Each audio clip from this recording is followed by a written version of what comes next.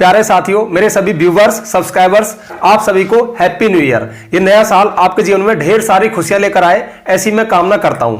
साथियों, वीडियो शुरू करने से पहले आज मैं सिर्फ 2 मिनट बोलूंगा, बहुत काम की बात बोलूंगा, जरा ध्यान से सुनना।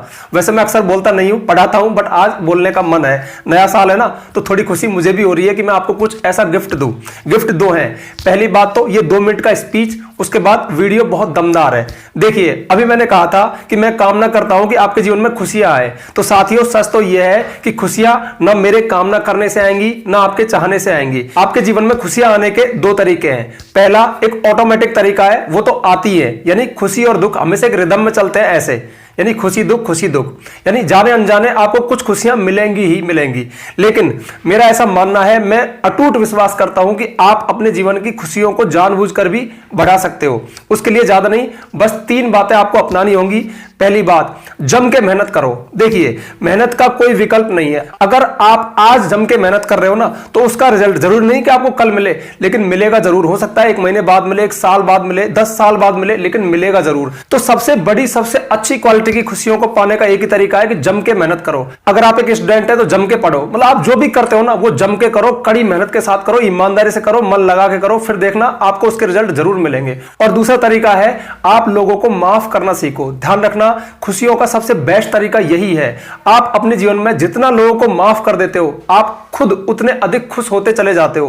क्योंकि जो लोग माफ कर देते हैं ना, वो बड़े दिल वाले होते हैं, और बड़े दिल वाले लोग हमेशा खुश रहते हैं। और तीसरी बात है, बेकार की चीजों को इग्नोर करना सीखो। अगर आप हर चीज में आगे टांग फंसाओगे तो आप कभी खुश नहीं रह सकते। क्योंकि इस दुनिया में फालतू के नाटक इतने ज्यादा हैं, इतने सारे लोग खाली हैं, उनके पास कोई काम नहीं, बस फालतू के चीजें, फालतू के ड्रामा करना। अगर आप हर ड्रामा में भाग लोगे, हर बात पे ध्यान दोगे, हर बात को सुनोगे, तो आप कभी खुश नहीं रह सकते। इसलिए चीजों को इग्नोर करना सीखो। एग्जाम्पल के लिए, आपकी किसी आपके दोस्त से या किसी व्यक्ति से कोई डिबेट हो रही है और आपको पता लग गया कि सामने वाला हटने वाला नहीं है, तो आप क्या करिए? आप कहिए, हाँ यार, मुझे अचानक से होश आया, आपकी बात सही है, मैं हार स्वीकार करता हूं, तुम्हारी बात सही है। यानी आप हार मान लीजिए ना।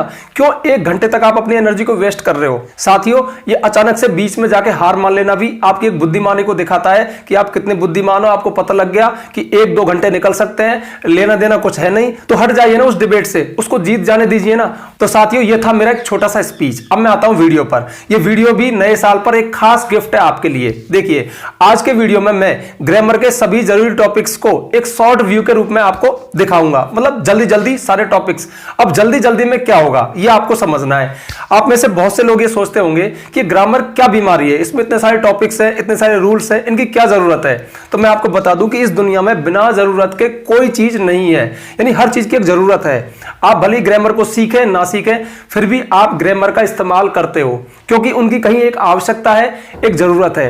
तो आज के वीडियो में मैं सभी टॉपिक्स का एक क्विक रिव्यू करूंगा और आपको बताऊंगा कि ये टॉपिक क्यों है, ये क्या करता है, और ऐसा करने से क्या होगा। अगर आप ये चीज आपके दिमाग में चली गई तो ये फायदा होगा, आपको पता लग जाएगा कि मैं टॉपिक क्यों पढ़ रहा हूं। और फिर उस टॉपिक को सीखने के बाद, उन रूल्स को सीखने के बाद, आप अपनी रियल लाइफ में उनका इस्तेमाल कर सकते हो। यानी कहीं ना कहीं आपके सीखने में फिर एक दम है, एक ताकत आ जाती है। आपका सीखना एक टीचर जैसा सीखना हो जाता है। तो चलिए अब वीडियो शुरू करते हैं। वीडियो बहुत ही यूजफुल है, लास्ट तक देखना। आज के वीडियो से आपकी नॉलेज बहुत बढ़ने वाली है। तो चलिए शुरू करते हैं, और आज इन ग्रामर के टॉपिक्स में एक एक को पर्दे के पीछे जाकर देखते हैं कि सीन क्या है, यानी इनकी जरूरत क्या है, इनको क्यों सीखना चाहिए। तो सबसे पहले मैंने लिया है टेंस को। तो देखिए, टेंस आपको पता है कि ग्रामर का बहुत जरूरी टॉपिक है, बहुत कंपलसरी टॉपिक है। और हम इंडियंस, हम में से अधिकांश लोग सबसे पहले जब भी इंग्लिश सीखने की शुरुआत करते हैं तो टेंस को ही पकड़ते हैं, और वास्तव में पकड़ना भी चाहिए। टेंस से शुरुआत करके हम जल्दी और आसानी से इंग्लिश सीख सकते हैं। अब सवाल है कि हम टेंस क्यों पढ़ते हैं, इसकी क्या जरूरत है। तो देखिए, मैंने साफ साफ लिखा, किसी भी काम के होने का समय बताता है टेंस। एक्चुअली होता क्या है कि इस दुनिया में हर व्यक्ति हर पल किसी न किसी वर्ब यानी एक्शन यानी काम से गुजर रहा है। और हमारा स्वभाव है कि जब भी हम कोई काम करते हैं या कर रहे होते हैं या कर चुके होते हैं तो उसे दूसरों को बताते हैं, दूसरे हमें बताते हैं। तो जब भी हम अपने द्वारा किए गए काम के बारे में बताते हैं, यानी वर्ब के बारे में बताते हैं कि वर्ब कब हुई, यानी उसका समय बताएं, तो हम वर्ब के फॉर्म को अलग अलग टेंस में चेंज करते हैं। कुछ हेल्पिंग वर्ब की हेल्प लेते हैं जो हमें बताती है कि कोई काम कब हुआ।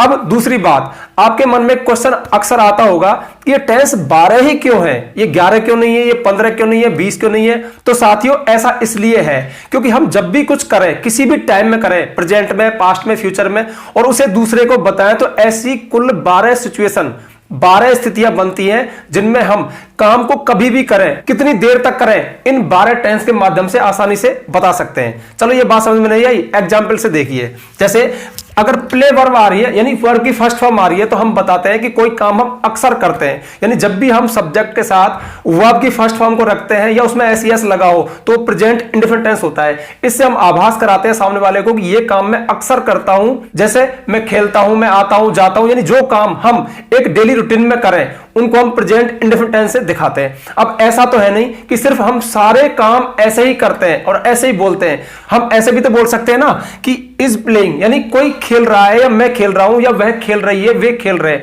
यानी कोई काम हम प्रेजेंट में अगर जारी रखें, उसको बताएं, तो फिर प्रेजेंट कंटीन्यूअस टेंस आ गया। अब बड़े आ गए, यहां पे लिखा है हैज प्लेड, इसकी क्या जरूरत थी? जरूरत है भैया, बिना जरूरत के कोई चीज नहीं है। ऐसा नहीं होता क्या, जब हम कोई काम कर चुके होते हैं तो हम बोलते हैं ना कि मैंने ये काम कर लिया है या मैं ये काम कर चुका हूं। माना ही इज प्लेइंग, वह खेल रहा है, तो क्या खेलता ही रहेगा? जब कभी वो रुकेगा तो हम क्या कहेंगे, वह खेल चुका है या उसने खेल लिया है। तो मैं क्या कह रहा हूं, एक सिचुएशन बनी, हम ऐसा भी बोल सकते हैं। अगर हम ऐसा बोल सकते हैं तो फिर एक टेंस की आवश्यकता है जो कि प्रेजेंट परफेक्ट टेंस है।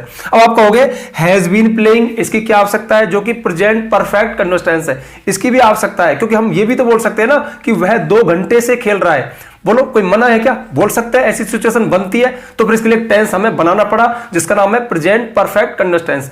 इसका इस्तेमाल कब होता है? जब कुछ समय से हम कोई काम कर रहे होते हैं और उसे किसी को बताएं, तो फिर हम इसी टेंस से बता सकते हैं। अब आपको समझ आ गया होगा कि टेंस 12 क्यों है। अब यही कंडीशन इनमें आ रही है, जैसे प्लेड है। अब माना आपने कोई काम पास्ट में किया तो आपने वर्ब की सेकंड फॉर्म से बता दिया, लेकिन अगर आप पास्ट में कर रहे थे तो आपको पास्ट कंटीन्यूअस टेंस की आवश्यकता पड़ेगी। अब ये हैड प्लेड यानी पास्ट परफेक्ट क्यों बना? क्योंकि हम ऐसा भी तो बोल सकते हैं ना कि जब मैं उसके घर गया वह खेल चुका था या वह खाना खा चुका था। ऐसी भी तो एक सिचुएशन हो सकती है ना, तो इस सिचुएशन के लिए पास्ट परफेक्ट टेंस बना। तो साथियों इस तरह से 12 टेंस है, यानी हम कोई भी काम किसी भी सिचुएशन में करें, कितनी ड्यूरेशन से करें, किसी भी समय में करें, उसको अगर हम बताएंगे ना तो इन 12 स्थितियों में 12 टेंस में वो कवर हो जाता है। तो हम टेंस इसलिए पढ़ते हैं क्योंकि ये टेंस के जो सेंटेंस है ना हमारी रोजमर्रा की लाइफ में हमारे द्वारा सुने जाते हैं, बोले जाते हैं। अगर आप गौर करोगे ना तो ये 12 के 12 टेंस हमारे साथ हमारी डेली लाइफ में चलते हैं। और अब हम आते हैं एक दूसरे बहुत ही जरूरी टॉपिक पर जिसका नाम है पार्ट्स ऑफ स्पीच। अगर आपको अंग्रेजी की गहराई में जाना है तो आपको पार्ट्स ऑफ स्पीच सीखना पड़ेगा। अब हम पार्ट्स ऑफ स्पीच को क्यों सीखते हैं, तो मैंने बहुत ही सरल शब्दों में बताया, वर्ड्स का नामकरण करना। यानी अंग्रेजी भाषा में जितने भी वर्ड्स हैं, ऐसा बताया जाता है कि अंग्रेजी भाषा में कुल 1,71,000 वर्ड्स है, स्पेलिंग्स है, मीनिंग्स है। अब उन सारे वर्ड्स को अलग अलग नाम देना, नामकरण करना ही पार्ट्स ऑफ स्पीच होता है। जैसे सपोज करें आप एक मेडिकल की दुकान पे गए, तो मेडिकल की दुकान के अंदर क्या चीजें, आप कहोगे दवाइयां हैं, यानी मिलकर के तो वो सभी मेडिसिन है, दवाइयां हैं। बट आपको एक केमिस्ट बताएगा कि उन दवाइयों के नाम क्या हैं और वो क्या काम करती हैं। उसी तरह से अंग्रेजी भाषा में जितने भी वर्ड्स हैं उनका नामकरण किया गया पार्ट्स ऑफ स्पीच में। तो जितने भी वर्ड्स हैं वो इन 8 में से कोई ना कोई है, यानी या तो नाउन है, प्रोनाउन है, वर्ब है, एडजेक्टिव है, एडवर्ब है, प्रीपोजिशन है, कंजंक्शन है या फिर इंटरजेक्शन है। अब चूंकि शॉर्ट रिव्यू चल रहा है तो मैं आपको शॉर्ट में बता दूं कि क्या नाउन है, क्या प्रोनाउन है। देखिए, नाउन मतलब किसी भी चीज का नाम, किसी व्यक्ति का नाम, वस्तु का नाम, स्थान का नाम। इस दुनिया में जो भी चीज है उसको एक नाम दिया गया और वो एक नाउन होता है। अब ये प्रोनाउन क्या है, तो जो वर्ड नाउन के स्थान पे काम में आए वो प्रोनाउन है। जैसे कि आप एक स्टोरी पढ़ रहे हो, उसका जो मेन किरदार है वो राम है, तो हर सेंटेंस में आप राम राम थोड़ी लिखोगे। आप एक बार लिख दोगे राम एक अच्छा लड़का है, अगला सेंटेंस में लिखोगे वह स्कूल में पढ़ता है, वह ये काम करता है। तो जो वह शब्द है, जो ही है, वो प्रोनाउन है जो एक नाउन के स्थान पे काम में आ रहा है। अब देखते हैं नेक्स्ट, वर्ब। वर्ब मतलब क्रिया, क्रिया मतलब कोई भी काम, कोई भी एक्शन। यानी हम जो भी करें, कोई कुछ भी करें, एक काम होता है, एक एक्शन होता है, एक वर्ब होती है। जैसे आना जाना, खेलना, उठना, बैठना, मैंने बताया ये सभी वर्ब है। तो हम कह सकते हैं कि पूरे पार्ट्स ऑफ स्पीच में सबसे दमदार चीज ये वर्ब ही होता है, क्योंकि कोई भी सेंटेंस है वो बिना वर्ब के बेजान है। वर्ब आके उसमें जान डाल देती है, वर्ब दिखाती है कि उस सेंटेंस में कोई मूवमेंट है, कोई हलचल है। जैसे राम इज प्लेइंग, राम खेल रहा है, तो खेलने का काम कौन बता रहा है, प्ले बता रहा है। प्ले एक वर्ब है, तो कोई भी सेंटेंस बिना वर्ब के अधूरा है, बेजान है, निर्जीव है। नेक्स्ट देखते हैं एडजेक्टिव। एडजेक्टिव ऐसे वर्ड होते हैं जो इस नाउन की या फिर इस प्रोनाउन की विशेषता बताएं, यानी इनको मॉडिफाई करें, इनके बारे में कुछ बताएं। यानी हम चीजों को जब बखान करते हैं ना कि कोई अच्छा है कोई बुरा है, तो वो सारे वर्ड एडजेक्टिव होते हैं, जैसे good, bad, black, white, brave, coward, यानी ऐसे वर्ड जो विशेषता बताएं, यानी किसी के बारे में कुछ बताएं कि कोई कैसा है या कैसी है। और नेक्स्ट है एडवर्ब, जैसा कि नाम में भी आ रहा है वर्ब। अब एडवर्ब है ना, वो वर्ब से बहुत ज्यादा कनेक्टेड है। जो एडजेक्टिव है वो तो नाउन से कनेक्टेड है, यानी नाउन की विशेषता बताता है, पर जो एडवर्ब है ना वो मोस्ट ऑफ एक वर्ब की विशेषता बताता है। और विशेषता क्या, देखिए आपको एक ही मूल मंत्र दे रहा हूं, हमेशा ध्यान रखना, किसी भी सेंटेंस में ऐसे वर्ड जो वर्ब के बारे में बताए कि वर्ब कब हुई, कहां हुई, कैसे हुई, क्यों हुई, जो आंसर आए वो एक एडवर्ब होता है। जैसे सी वॉक्स वेरी स्लोली, वह बहुत धीरे धीरे चलती है, तो उसके चलने का तरीका किस वर्ड ने बताया, स्लोली, धीरे धीरे। सी केम हेयर लास्ट नाइट, वह यहां पिछली रात आई, कब आई, लास्ट नाइट, तो लास्ट नाइट क्या हुआ, एक एडवर्ब हुआ। नेक्स्ट है प्रीपोजिशन, जैसा कि नाम में आ रहा है, प्री यानी पहले, पोजिशन यानी स्थित, जो पहले स्थित हो, किससे, किसी नाउन से। ऐसे वर्ड जो किसी नाउन से पहले स्थित होकर उसकी दिशा, स्थान या समय का निर्धारण करें, प्रीपोजिशन होते हैं। जैसे Rahul is in the room, Rahul कमरे में है, तो राहुल की लोकेशन क्या है, इन द रूम, कमरे के अंदर है। तो on, in, upon, by, since, for, ये सारे के सारे प्रीपोजिशंस हैं जो एक सेंटेंस में बहुत ही इंपॉर्टेंट रोल प्ले करते हैं, चीजों के बारे में एग्जैक्ट लोकेशन, टाइम और डायरेक्शन बताते हैं। सबसे खास बात ये पहले लगते हैं, किसी नाउन से पहले आकर के उसकी स्थिति बताते हैं। अब नेक्स्ट है कंजंक्शन। कंजंक्शन क्या होते हैं, ऐसे वर्ड जो टू वर्ड्स को या टू सेंटेंस को आपस में कनेक्ट करने का काम करें, वो कंजंक्शन कहलाते हैं। जैसे एंड है, अब अक्सर दो वर्ड को एंड से जोड़ते हैं, जैसे राम एंड श्याम, तो राम और श्याम को हमने किससे कनेक्ट किया, एंड से। तो and, but, so, for, either और, नाइदर और, नॉट ओनली, बट आल्सो, ये बहुत सारे कंजंक्शन हैं जो टू सेंटेंस को या टू वर्ड्स को आपस में कनेक्ट करते हैं, जोड़ते हैं। और लास्ट है इंटरजेक्शन। इंटरजेक्शन ऐसे वर्ड होते हैं जो हम अत्यधिक खुशी, दुख या आश्चर्य के समय अपने मुंह से निकालें, जैसे हुर्रा, अलास, ओ नो, ओ गॉड। और सबसे खास बात, इन वर्ड के जस्ट बाद ये एक्सक्लेमेटरी मार्क लगा होता है। तो साथियों, अगर आपको इंग्लिश ग्रामर की गहराई में जाना है तो आपको पार्ट्स ऑफ स्पीच तो पढ़ना ही होगा, क्योंकि जब तक आपको ये नहीं पता होगा कि कौन सा वर्ड क्या है और उसका ग्रामर में क्या फंक्शन है, तब तक आप ग्रामर में बहुत अधूरे हो, बहुत कम हो। और अब हम देखते हैं नॉन फाइनाइट्स। अगर आपको इंग्लिश ग्रामर की थोड़ी समझ है तो आपको पता होगा कि वर्ब दो फॉर्म में आपके सामने आ सकती है, फाइनाइट्स और नॉन फाइनाइट्स। फाइनाइट्स वो रूप होता है जो आप टेंस में देखते हो, यानी टेंस में अलग अलग टाइम के अनुसार जो हमारी वर्ब है वो अलग अलग फॉर्म, अलग अलग रूप में हमारे सामने आती है। कभी इसमें आईएनजी लगा होता है, कभी ये फर्स्ट फॉर्म होती है, कभी सेकंड फॉर्म होती है। बट वर्ब कई बार अपने फॉर्म को चेंज नहीं करती, यानी किसी सेंटेंस में वो जैसी है वैसी रहेगी। और आपको यही पता होगा कि नॉन फाइनाइट्स तीन होते हैं, इन्फिनेटिव, जीरंड और पार्टिसिपल। अब ये क्यों है, इसकी क्या आवश्यकता है, तो देखिए इसकी आवश्यकता इसलिए है, मैं आपको एग्जांपल से बताऊं। आप कहते हो मैं पढ़ रहा हूं, आई एम रीडिंग, मैं पढ़ता हूं, आई रीड, मैं पढ़ूंगा, आई विल रीड। तो यहां पर जो रीड वर्ब है ना वो फाइनाइट फॉर्म में है, यानी आप इसको चेंज कर रहे हो। लेकिन आप ऐसा भी तो बोल सकते हो, पढ़ना मेरी आदत है। जब आपने बोला पढ़ना मेरी आदत है तो इस सेंटेंस को आप कैसे बोलोगे, यहां पर आपने पढ़ना जो वर्ड है ना, जो वर्ब है, उसको आपने एक नाउन बना दिया। तो मैंने यहां पे साफ साफ लिख दिया, वर्ब जब नाउन अथवा एडजेक्टिव बन जाए। हाँ, कई बार ऐसी सिचुएशन बनती है जो वर्ब है ना वो वर्ब नहीं रहती, यानी वो एक्शन नहीं करती, वो एक नाउन या फिर एक एडजेक्टिव बन जाती है। और जो हमारे नॉन फाइनाइट्स है तीन, जीरंड, पार्टिसिपल और इन्फिनेटिव, इनमें वर्ब यही काम करती है। एग्जांपल से देखिए, reading is a good habit, पढ़ना एक अच्छी आदत है। अब आप बताइए यहां पर जो रीडिंग है ये क्या है, यहां पर ये किसी सेंटेंस में वर्ब की तरह आ रहा है क्या, नहीं आ रहा ना, तो फिर ये एक जीरंड है। अब जीरंड कब होता है, जब भी वर्ब की फर्स्ट फॉर्म में आईएनजी लगा हो, यानी वर्ब जब प्रेजेंट पार्टिसिपल फॉर्म में हो और एक नाउन का काम करे और वो किसी सेंटेंस में एज अ सब्जेक्ट या फिर एज अ ऑब्जेक्ट आए, एक जीरंड होता है। और यहां पर ये सेंटेंस में जो रीडिंग है, इस सेंटेंस का एक सब्जेक्ट है, एक कर्ता है। तो बात वही आ गई, एक जरूरत की बात है। बताइए कि हम ऐसा नहीं बोलते, पढ़ना एक अच्छी आदत है या पढ़ना मुझको अच्छा लगता है, हम बोल सकते हैं ना। तो फिर यहां कहीं इसकी आवश्यकता है, हमें किसी वर्ब को फिर जीरंड फॉर्म में दिखाना पड़ेगा। नेक्स्ट देखिए, I saw a dog barking on the road, मैंने सड़क पर एक कुत्ते को भौंकते हुए देखा।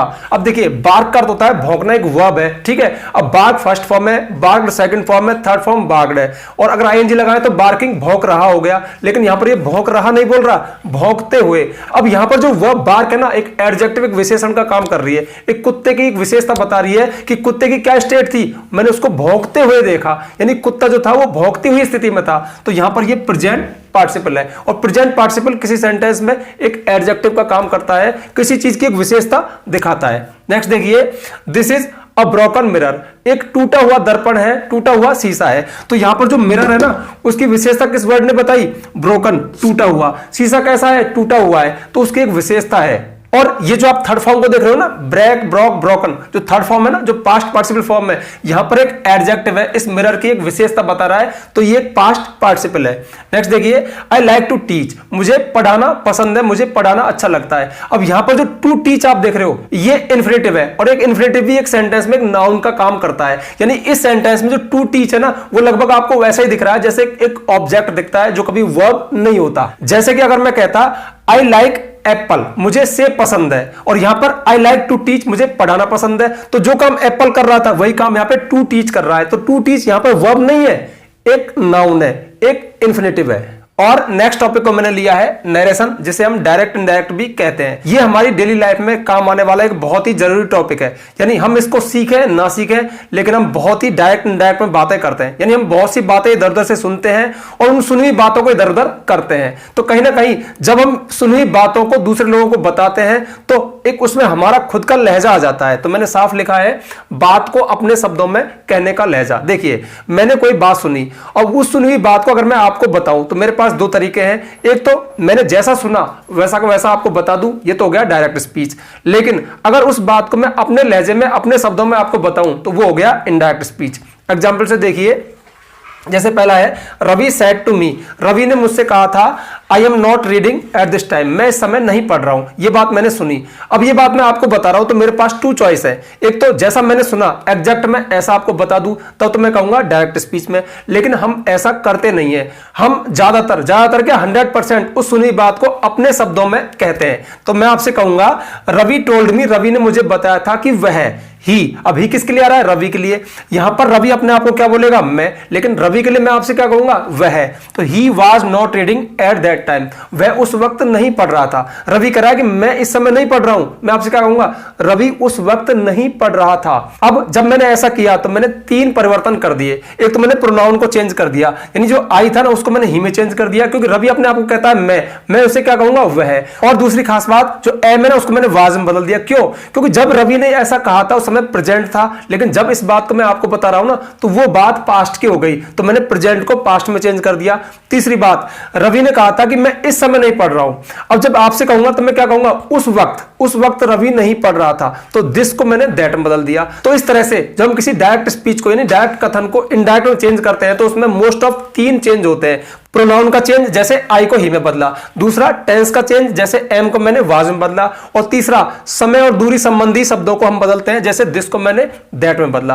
तो हम कह सकते हैं कि एक बहुत ही जरूरी टॉपिक है जो हमारी रोजमर्रा की लाइफ में चलता है। यानी हम सभी कभी डायरेक्ट बोलते हैं, कभी इनडायरेक्ट बोलते हैं। ज्यादातर हम सुनी बातों को इनडायरेक्ट में कहते हैं। कभी आप बातों पर फोकस करना, आपको खुद को पता लग जाएगा कि ये कितना यूजफुल टॉपिक है। अब हम देखेंगे पैसिव वॉइस की क्या जरूरत है, इसका क्या सच है, इसमें पर्दे के पीछे क्या है। तो अगर मैं आपसे ऑनेस्टली बोलूं, सुबह से शाम तक अगर आपने 100 सेंटेंस बोले, तो 100 में से आप कम से कम 70-80% को पैसिव वॉइस में बोलते हो। ऐसा हम क्यों करते हैं? तो ऐसा इसलिए होता है क्योंकि इस दुनिया में व्यक्तियों की कोई वैल्यू नहीं है, यहां पर काम की वैल्यू है। अक्सर जब हम काम की बात करते हैं ना, तो व्यक्तियों को इंपॉर्टेंस नहीं देते, काम को इंपॉर्टेंस देते हैं। इसलिए एग्जाम्पल देखिए, they are making a new road, वे एक नई सड़क बना रहे हैं। यहां पर हम इंपॉर्टेंस किसको दे रहे हैं? व्यक्तियों को। किसको? दे, वे सड़क बना रहे हैं। लेकिन आपने कभी भी इस सेंटेंस को नहीं सुना होगा। हम ज्यादातर बात ऐसे करते हैं, अ new road is being made, एक नई सड़क बनाई जा रही है। तो हम इंपॉर्टेंस किसको दे रहे हैं? काम को, चीज को। चीज क्या है? सड़क है, क्योंकि लोगों के काम तो सड़क आएगी ना। तो ध्यान रखना, मैंने साफ लिखा है, ऑब्जेक्ट पे फोकस करना। जब हम बजाय सब्जेक्ट के ऑब्जेक्ट पे फोकस कर दें। ऑब्जेक्ट पे फोकस क्यों करते हैं? क्योंकि वो बहुत भारी होता है, जरूरी होता है, उसकी चर्चा की जानी चाहिए, ना कि व्यक्ति की। तो जब भी हमारे सामने ऐसी सिचुएशन आती है कि हम काम को महत्व दें, ऑब्जेक्ट पे फोकस करें, तो हम सेंटेंस को पैसिव वॉइस में बोलते हैं। और पैसिव वॉइस पे तो मैंने बहुत सुंदर सुंदर वीडियो बना रखे हैं, उनके लिंक आपको नीचे मिल जाएंगे कि पैसिव क्यों जरूरी है और किस तरह के सेंटेंस की पैसिव वॉइस बनानी चाहिए और किस तरह के सेंटेंस को पैसिव में नहीं बदलना चाहिए। हमारा अगला टॉपिक है सिंथेसिस, जिसे हम हिंदी में कहते हैं संयोजन।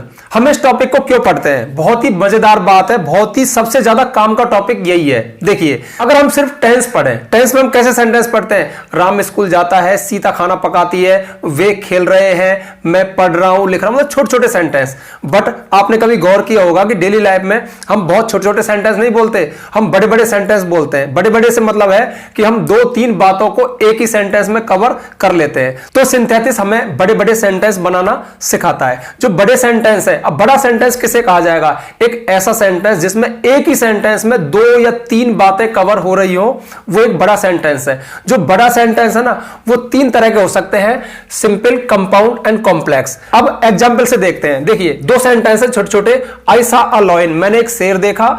आई रैन अवे, मैं भाग गया। 2 छोटे छोटे सेंटेंस है। अगर हम इनको ऐसे ही बोले तो भी काम चल रहा है, बट हम ऐसे बोलते नहीं है। अब हमारे पास 3 चॉइस है, हम इनको अलग अलग तरह से बोल सकते हैं। जैसे simple, seeing a lion I ran away, शेर को देखते हुए मैं भाग गया। हम बोलेंगे ना, शेर को देखते हुए या देखते ही मैं भाग गया। अब अगर हमने इन दोनों सेंटेंस को इस तरह से एक ही सेंटेंस में बोला तो ये जो सेंटेंस बना वो ग्रामेटिकल लैंग्वेज में एक सिंपल सेंटेंस कहलाता है। अब ये सिंपल सेंटेंस क्या होता है, प्लीज इसको मत खुलवाइए, वीडियो बहुत लॉन्ग हो जाएगा। सिंथेसिस पे मैंने बिल्कुल डिटेल में वीडियो बनाया है, उसको जाके आप देख लेना। फिलहाल तो मैं आपको ये बता रहा हूं कि इन टॉपिक्स की जरूरत क्या है, क्योंकि वास्तव में ये हमारी लाइफ में है, हम ऐसा बोलते हैं, इसलिए ये इजाद किए गए हैं, बनाए गए हैं। देखिए, हम इस बात को ऐसे भी बोल सकते हैं, I saw a lion and I ran away, मैंने एक शेर देखा था और मैं भाग गया। बिल्कुल ऐसे ही बोलेंगे, ऐसे बोलते हैं। तो फिर ये जो सेंटेंस है ये कंपाउंड सेंटेंस कहलाएगा।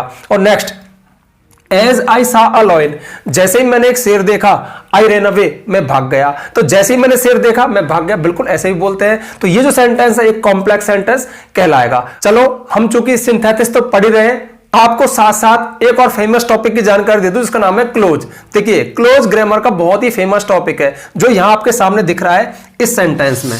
देखिए, जब भी आप एक छोटे से सिंपल सेंटेंस को देखते हैं जिसमें एक सब्जेक्ट हो और एक वर्ब हो, एक सामान्य सिंपल सेंटेंस कहलाता है। बट जब एक ही सेंटेंस के अंदर आप एक से अधिक सब्जेक्ट देखें, एक से अधिक वर्ब देखें, तो उनमें से एक मेन सेंटेंस होता है और एक डिपेंडेंट सेंटेंस होता है। तो एक मेन क्लोज होता है और एक डिपेंडेंट क्लोज होता है। जो मेन क्लोज होता है वो अपने एक पूरा अर्थ देता है, और जो डिपेंडेंट क्लोज होता है वो अपने अर्थ के लिए मेन क्लोज पर निर्भर करता है। जैसे कि as I saw a lion, जैसे मैंने एक शेर देखा, एक अधूरा वाक्य है, एक डिपेंडेंट क्लोज है। अब क्लोज क्या है? किसी सेंटेंस का एक ऐसा भाग जिसमें एक सब्जेक्ट हो, एक वर्ब हो। अब उसमें आगे 2 कंडीशन हो सकती है, वो एक पूरा अर्थ भी दे सकता है और अधूरा अर्थ भी दे सकता है। तो यहां पर इसने अधूरा अर्थ दिया, जैसे ही मैंने एक शेर देखा, अधूरा है। आई रैन अवे, मैं भाग गया, आई रैन अवे, मैं भाग गया, ये पूरा है, क्योंकि इसमें आपको पूरी जानकारी मिल रही है कि मैं भाग गया। लेकिन जैसे ही मैंने एक शेर देखा, इसमें एक अधूरी जानकारी है, तो ये एक डिपेंडेंट क्लोज है और ये एक इंडिपेंडेंट क्लोज है।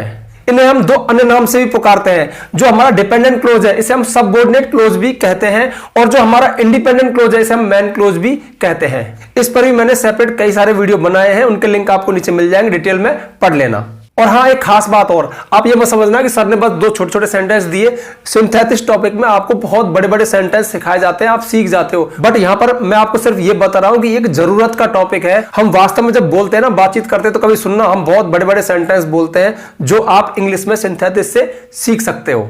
साथियों, अगर आपका इंग्लिश में सच में इंटरेस्ट है तो मैं आपको रिकमेंड करूंगा कि कभी ना कभी इस फोनेटिक नामक टॉपिक को आप जरूर पढ़ लेना, क्योंकि ये आपको सही उच्चारण करना सिखाता है। एक्चुअली इंग्लिश एक फॉरेन लैंग्वेज है और उनका जो एक्सेंट है, उनका जो लहजा है वो अलग है। हमारा एक्सेंट है वो अपने मन मुताबिक है, हम कैसे भी बोल लेते हैं।